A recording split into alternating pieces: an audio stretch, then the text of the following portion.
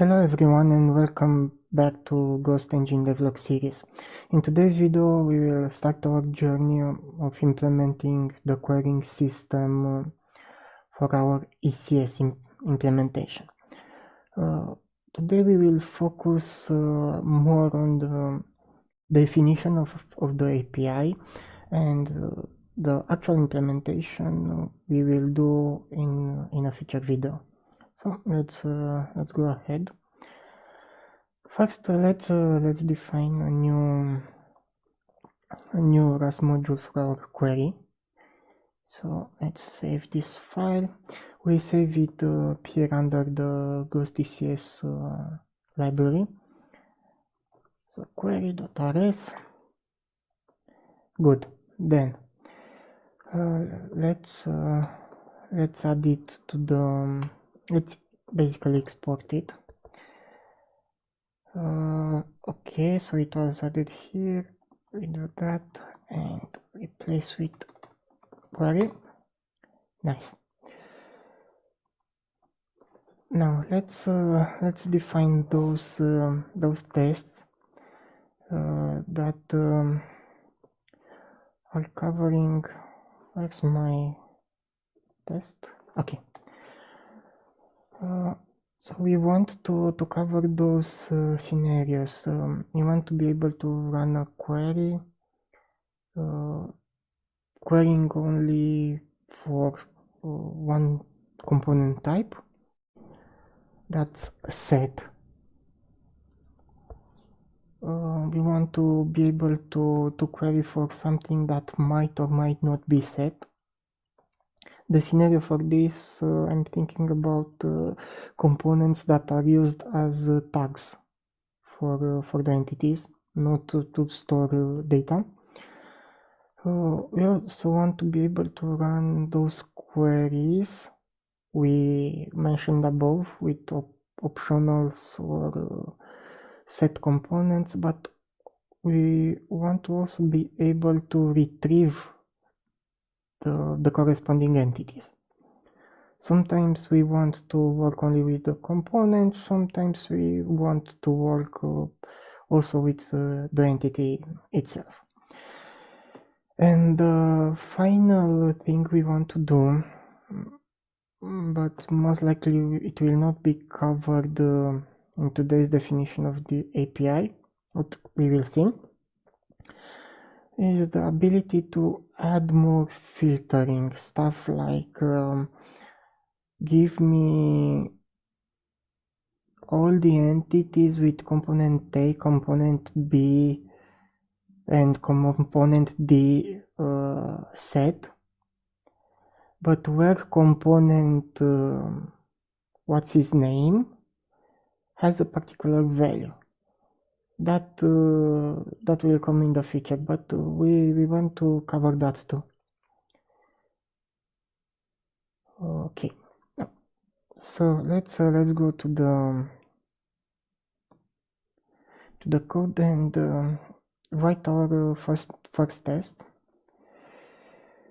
Okay, this one query single set component, if I can ever type. Okay, now let's write the boilerplate. So we have an universe. Okay, and we want it to be mutable, otherwise we can't add the entities. And I add 4 entities with a layout similar with this one. So if you where's my pen? Okay, my pen is there. So the rough sketch of the memory layout, we have our type IDs, and those are mapping on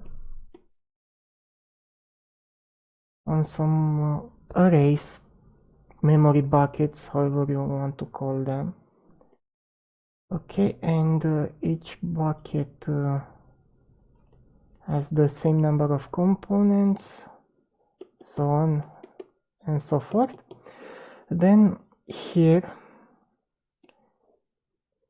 we have that mapping from an entity ID to an entity record, and the entity record gives us at the moment one info only, if this column is used or not. So this is the entity mapped to entity record.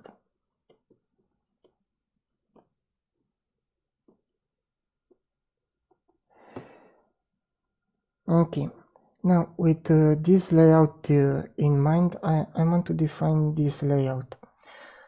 So I'll define an entity 1, an entity 2, an entity 3, entity 4, entity 5, then I will delete entity 3 and create a 6th entity that will actually use this space.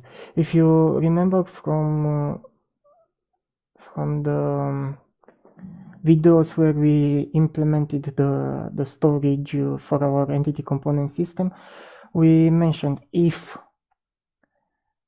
we deleted an entity, the column will get freed, and it can be later used as the storage space for a new entity.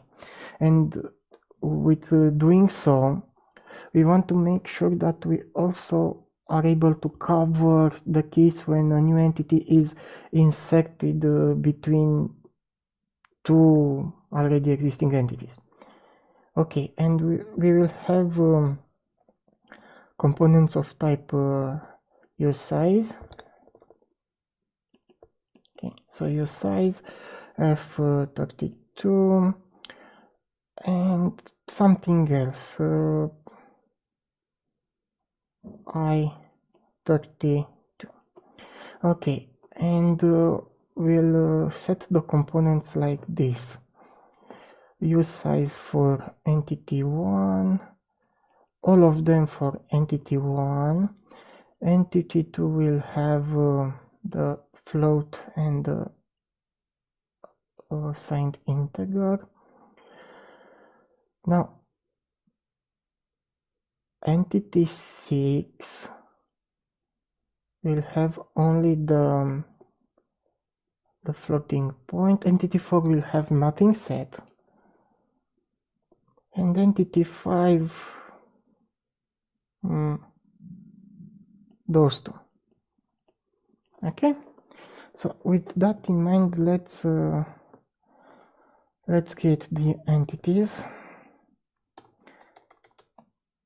So I said 6. I said 6 in total. Okay, so 1, 2, 4. Okay. So 1, 2, 3, 4, 5, 6. So we'll do entity equals to our universe dot create entity, and we have that. Next we number them 2, 3, 4, 5, 6. What's wrong with this one? Come on. Entity 3 equals entity 5 equals, and that's that. Okay, now you have those entities, and let's assign the components based on our sketch. So for the first entity we have everything. So what I'll do, I take care of component types. So use size to, but you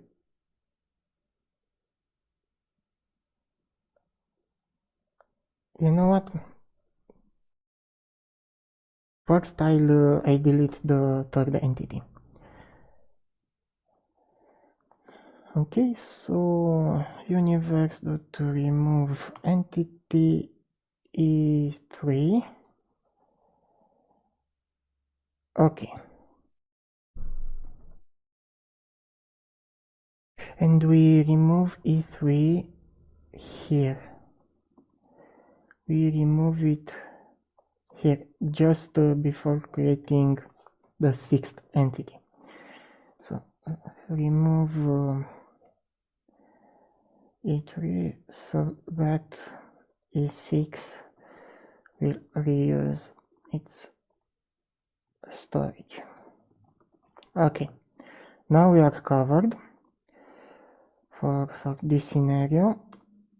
Now let's add the components.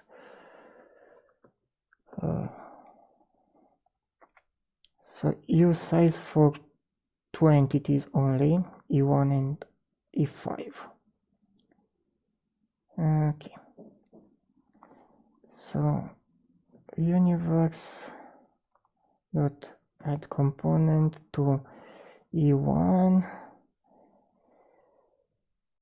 and I also want to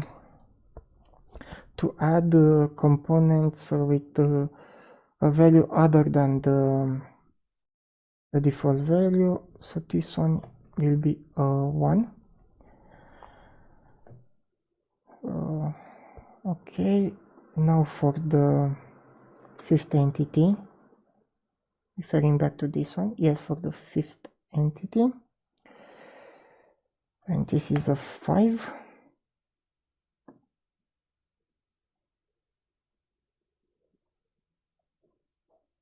And I think I have to make sure I set use size. Now it doesn't like that. I will be able to do it like this. Those two are use sizes. Now I'm sure I'm setting up use size components. Next, the float is set to everything except the fourth entity. Okay. So you want so first, second, sixth. I think it's enough. So second, the sixth, the fifth, no, the fourth, no. For the fourth, no. So for the fourth, no.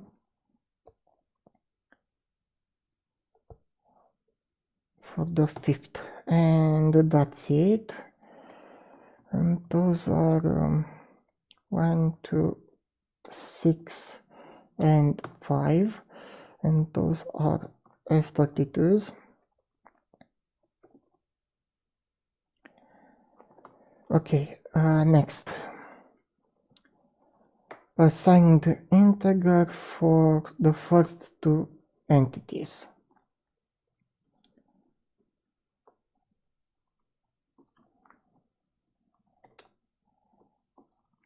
So for the first entity and the second entity, and those I will make negatives. I32, and this is 1 and this is 2, negative numbers.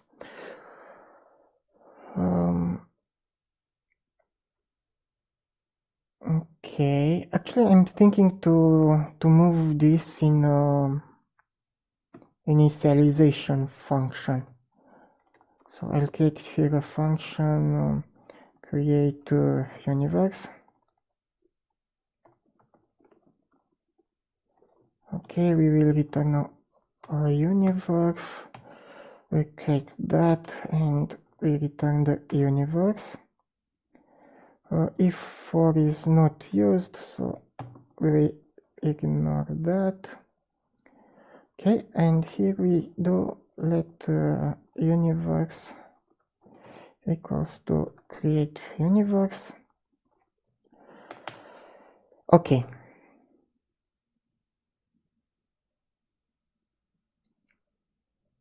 Now let's actually define what we came to define today, the querying API.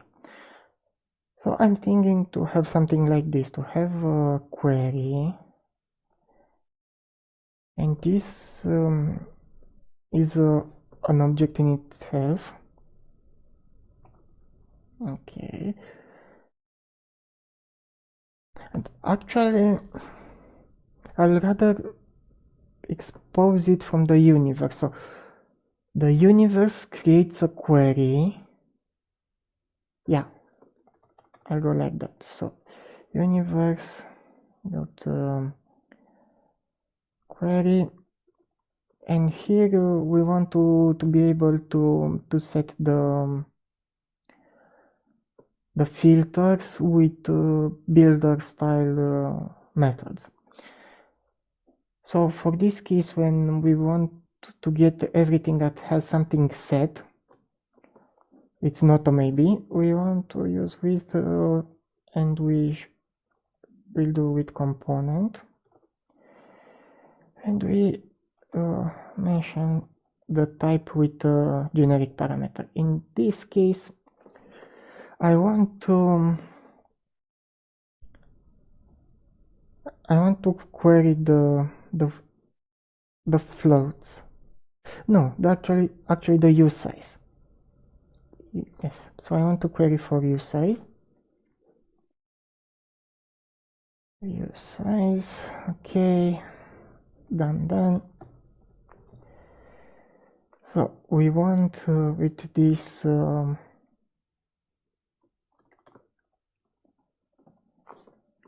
filter, so we will use just a single filter type. And now we want our query to be seen as an iterator, so we will be able to write code like this for something. We will see what that something is, from query to do. Okay, but I can't really use it as an iterator directly because I want to accept a few things. Coming back to the sketch, we defined the use size only for two entities, entity number 1 and entity number 5. And what we have here in between we shall ignore. With that in mind, let's first collect the result of the query in a vector of things, and then we can do our assets. So let result, I will call them results or query result. Yes, query results equals, and we have our query, and we will collect. And what we will collect? We will collect a vector of things, and I think I can get around actually specifying what we need with a wording like this. Okay, now we have this. We have those results collected in the vector, and we can assert the fact that the query results length is equal to 2. Okay, that's one thing. And the other thing that we can't actually query for, you know what, I'll add also, and I'm doing this with a mouse at the moment, so I'll add all component types also to the sixth entity. Why? To be sure we get everything even if it's inserted in the middle. So coming back to the code, let's go back here. So also for the sixth entity, this is a 6. And yes, I'll keep this convention of having something out of order also mentioned like this. And for this one also entity 6, and this will be a -6. Good. And because we also added those components, we will expect three elements in the result.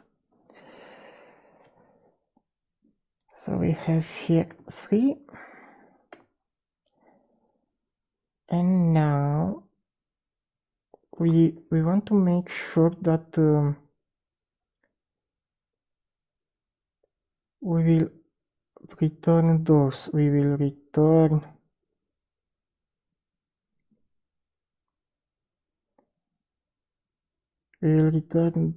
those because we are querying for the U size. So we want to query those, and I expect to get them in this order, 1, 6, 5. Why? Because we have a continuous. Let me jump to the. We have those continuous buckets, and when we will iterate, we will go from the left to right. So from left to right. And we will do the checks. Are you occupied? If you are occupied, do you respect the filtering criteria? If you do, I return. Okay, back to the code, and let's continue our definition. So for this,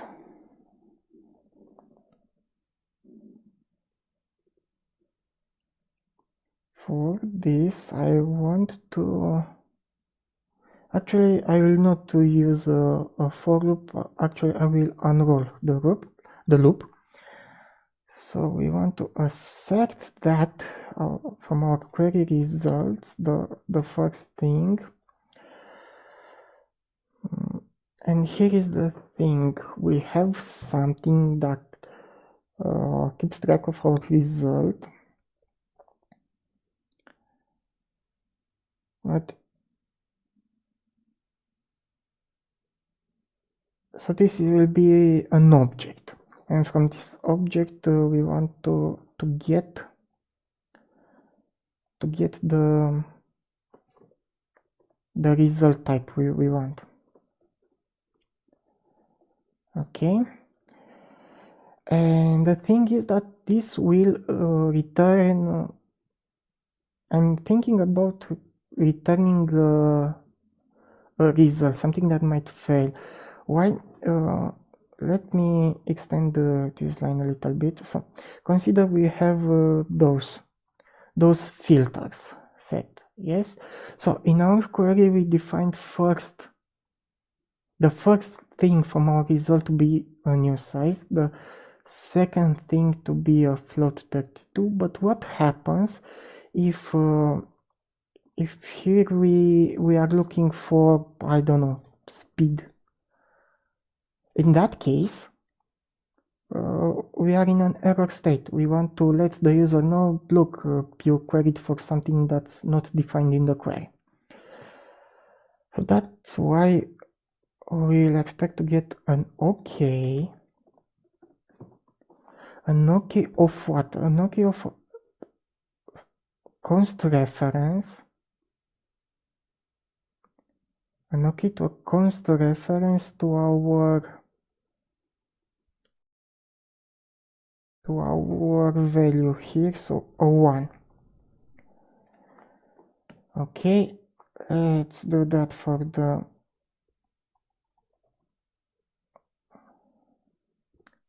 second result item, the third, and those are 5 and 6.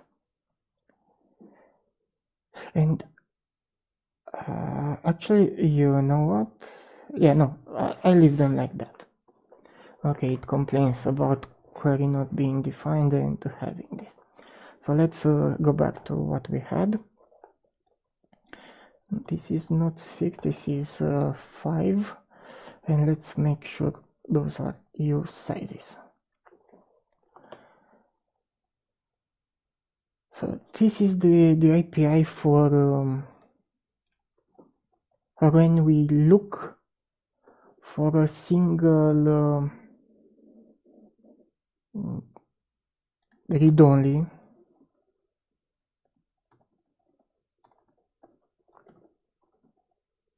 a set component, and we want to have something similar, but for the case of when we want to mutate that.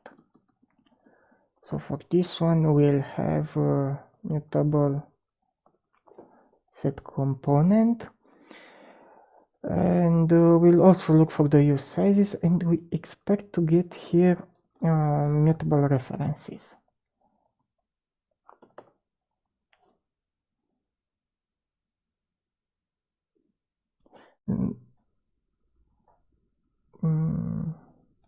And here with component mutable, I'm thinking about going like this to be able to specify that I want to get a mutable reference to the component. Okay, let's look again over the user story. So we defined the API for this part. Now for this one.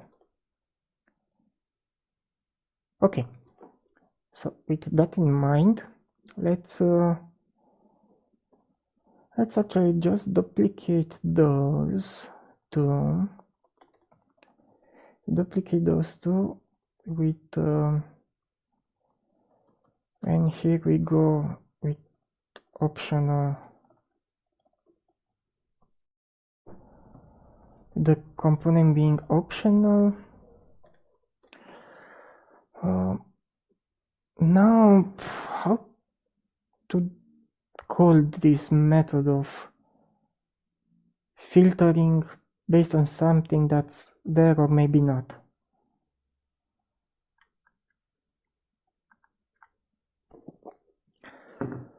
For the time being, I will just use maybe. In the future, we can always refactor this and choose a better naming, but for now let's go with the maybe. And by the way, if you think you have a better idea about how to name those, let us know in the comments below. And don't forget to smash the like button. Okay. Okay, maybe.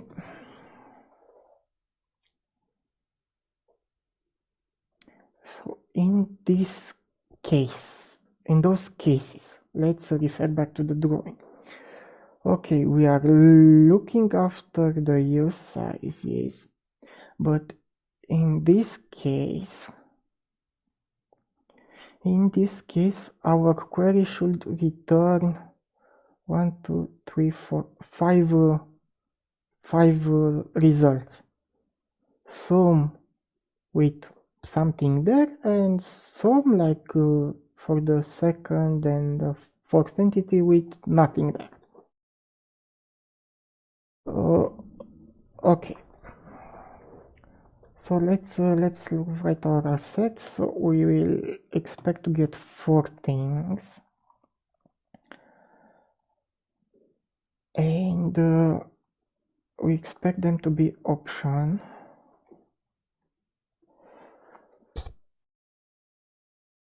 You know what? Considering we want to get an optional here, so this is an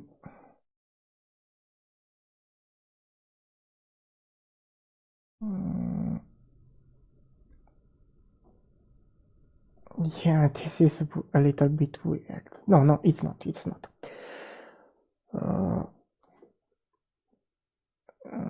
So we expect to get optionals, and now where should we have the mutability? Inside, wrapped inside an optional. So we expect to get an OK of type of option.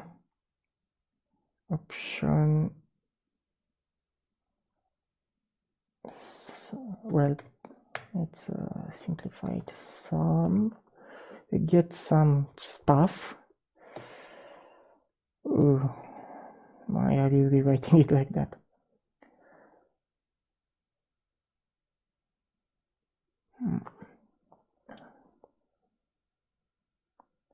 So for the first entity we expect to get something, for the second we expect to get nothing. So let's add also a test for the second item to be an optional, and actually we'll get none here. For the third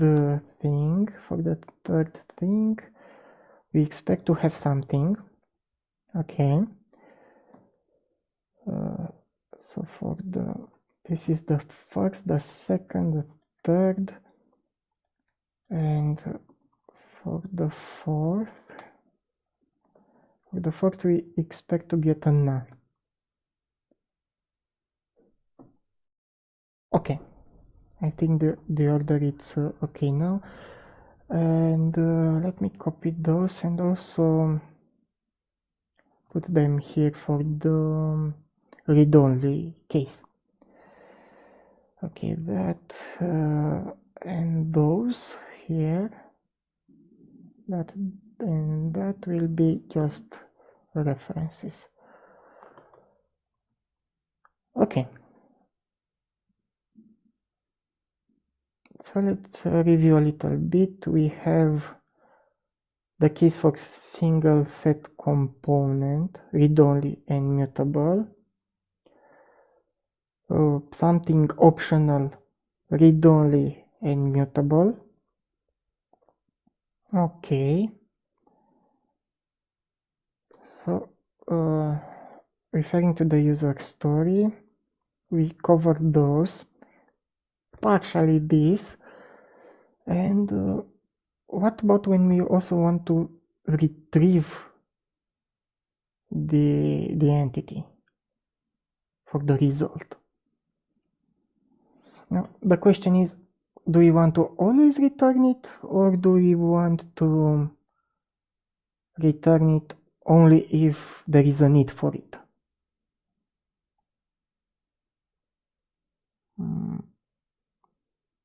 To be honest,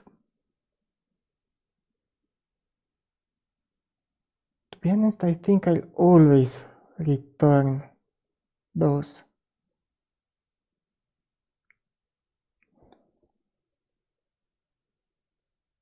Yes, I'll always return those. So let's change our test to also assert for that fact that the entity assigned to a query result is the entity we expect. So to do that, we just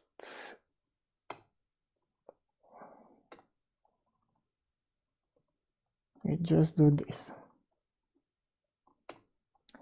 Okay, we assert for the fact that query results of oopsie.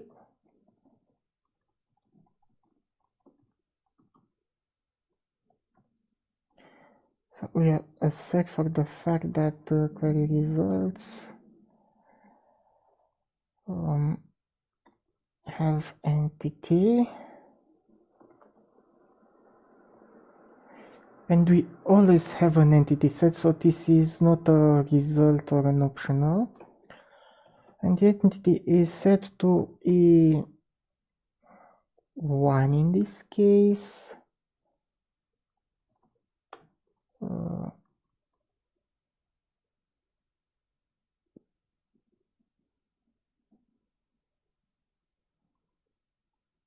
E1, E6,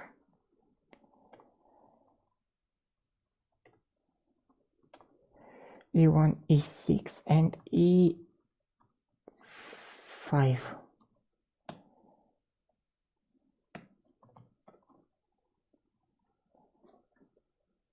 Okay, you want those to be defined. Nice.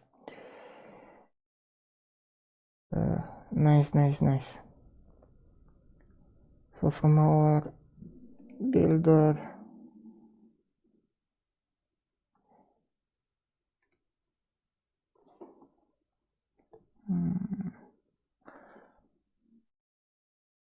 I think I can turn this into a macro. And if I turn this into a macro, the code here will just be copy pasted where I need it. Okay, so let me do a bit of research because I don't know it by heart. So Rust macro.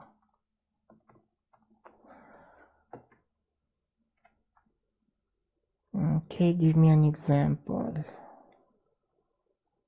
Start yada next on dollars.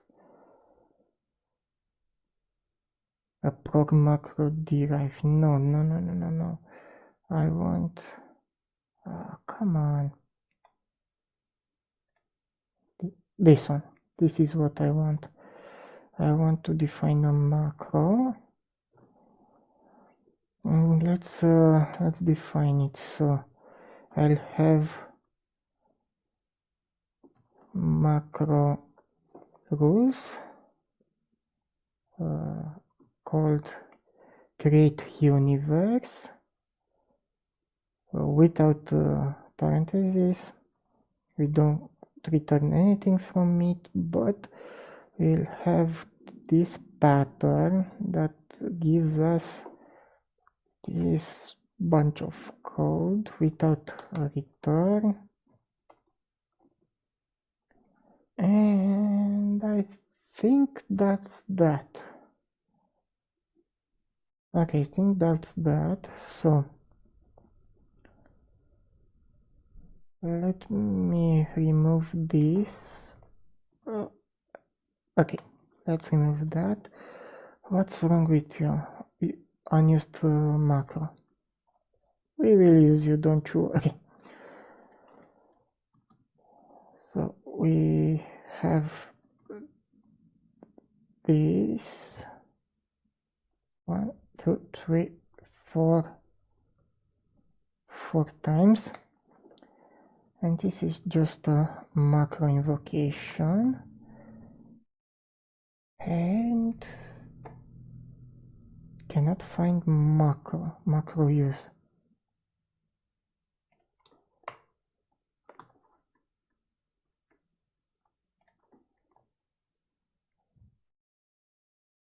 Macro export. Shoot.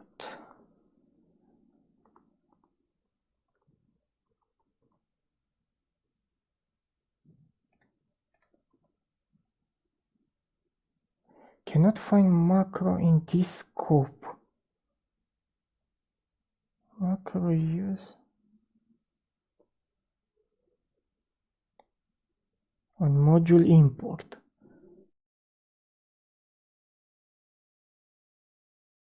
What if I do it like this? Create universe.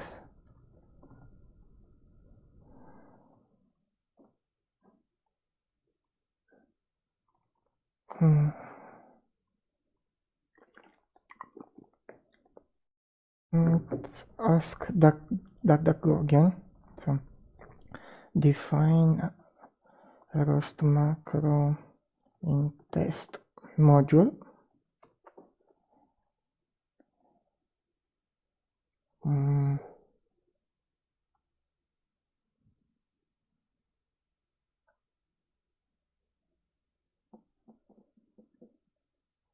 Let's try the first thing. Creating declarative macros. This is what we need, right? You see,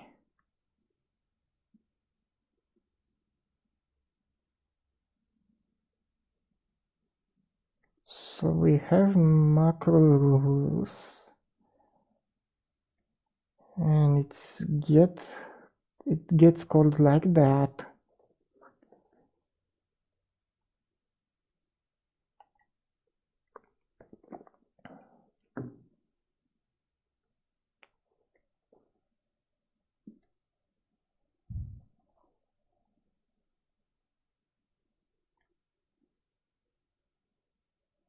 To declare a bit.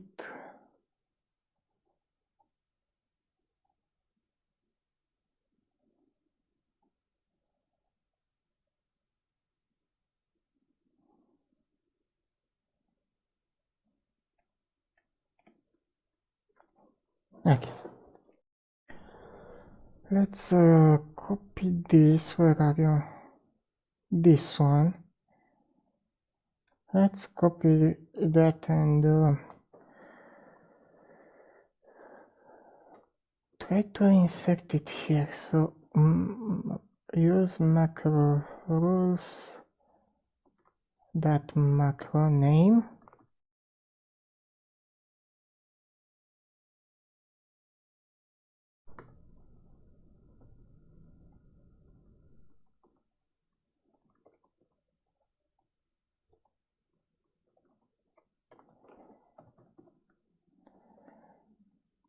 Macro use.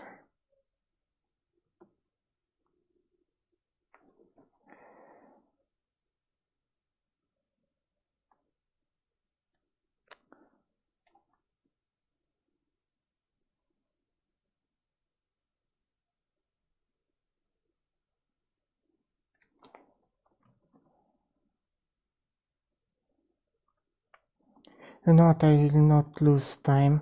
I will just copy paste the code. I try to be smart, but it is not a good day for science when it comes to this. So let's delete that and to do like this. Hop, hop, and again. Paste. Save. And now we have a bunch of duplicated code, but at least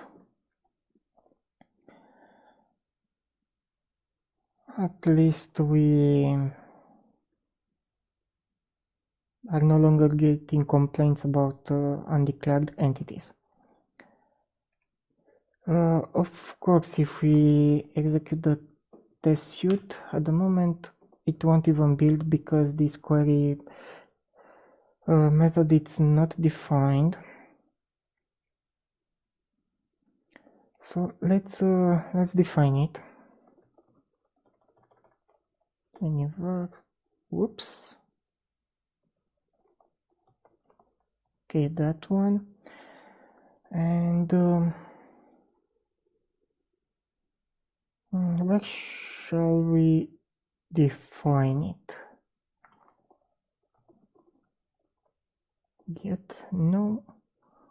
Get component.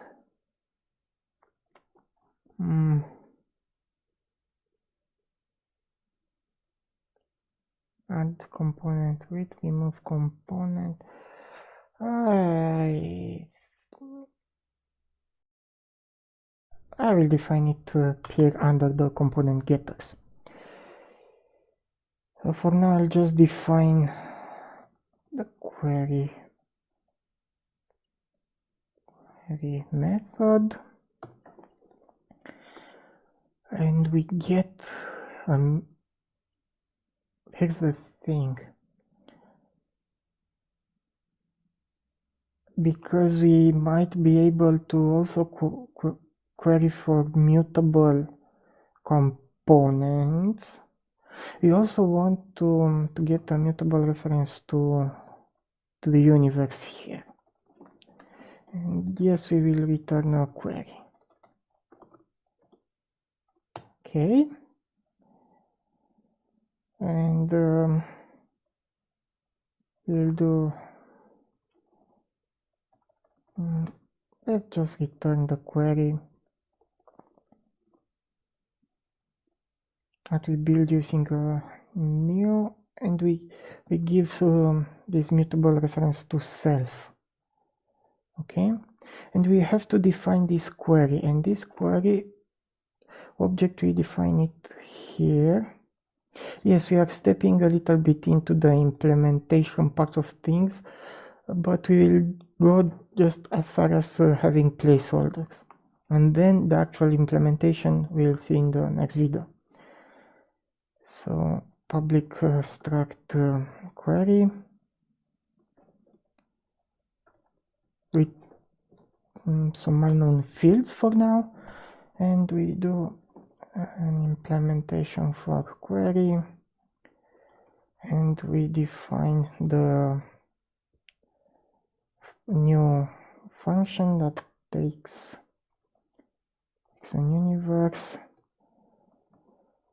a mutable reference to the universe. Yes, then what else? And returns, oh come on, returns self. Okay, we will rename this like that, and we return self like this.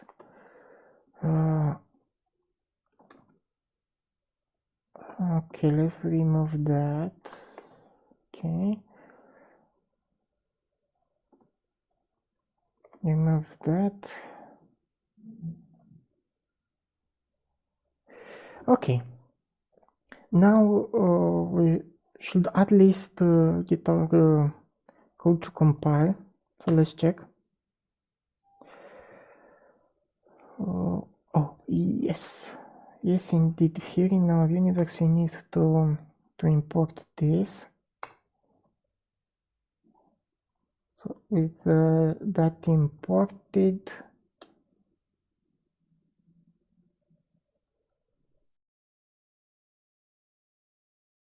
no method named, maybe. I think we need to define a few, yes, a few other placeholders. And this one you will just do option use size. It will be interesting if we can do this like that.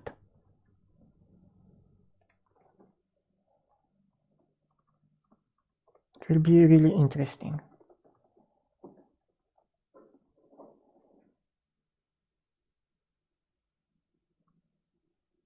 Okay, this one, option use size. What else?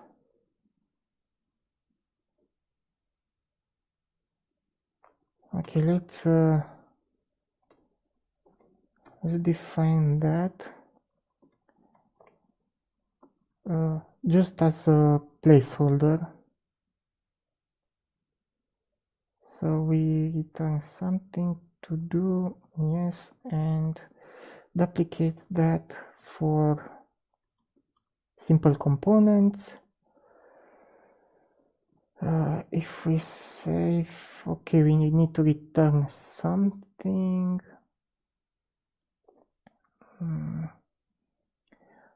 This will be a bit harder to do. For now, let's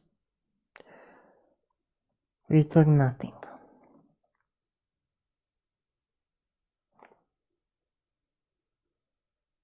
Okay, they expect us to return something. Oh no, they expect to have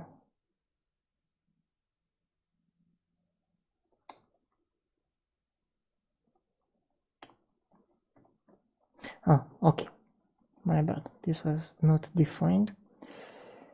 So let's just move it there. Now we'll get our code to compile, but the tests will fail with component. Yes, I agree.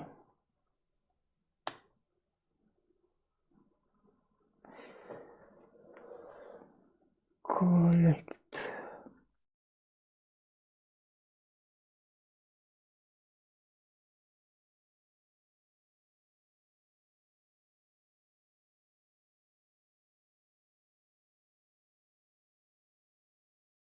Okay. I want to get the code to compile and then we will end it for today. Oh yes, and let's just have dummy implementation of iterator for our query. Okay, and missing members. The return type. Let's define nothing for now. And this will return always none until we go ahead and implement it. I don't get it so clear.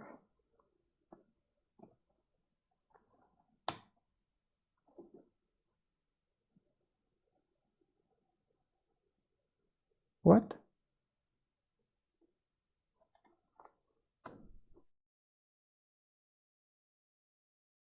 Is not an iterator. The following trait bounds are not satisfied.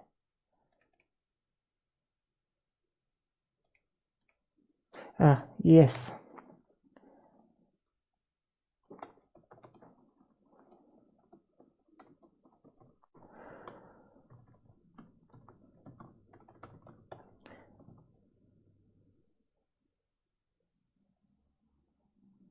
Okay, that.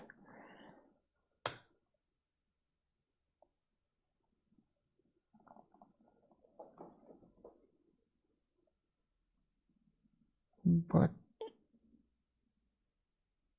I don't get you.